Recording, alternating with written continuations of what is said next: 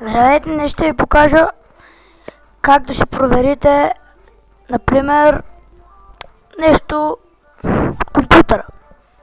Пример, хард диск. Трябва да имате само тази програма Everest.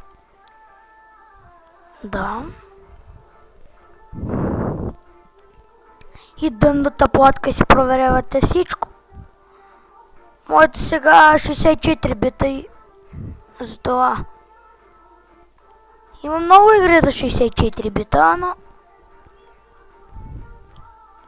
по-хубави са за 64 бита.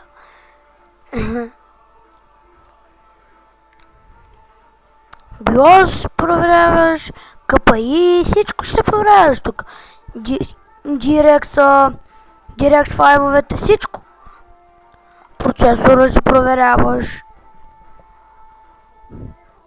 Всички тук си го проверяват, но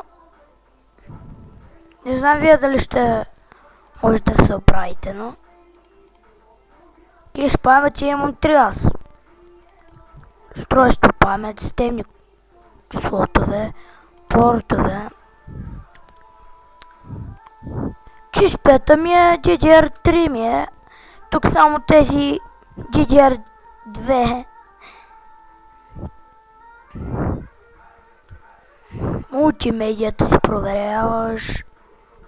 Всичко, тази Everest. Гледайте си я.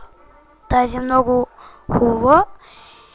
И преносим компютър. Датчика си гледаш. Процесора ми е Dual AMD Phenom X 2 Black Edition 555. Видя GeForce ми е видеокартата. GT 630. И това от мен. Лек ден!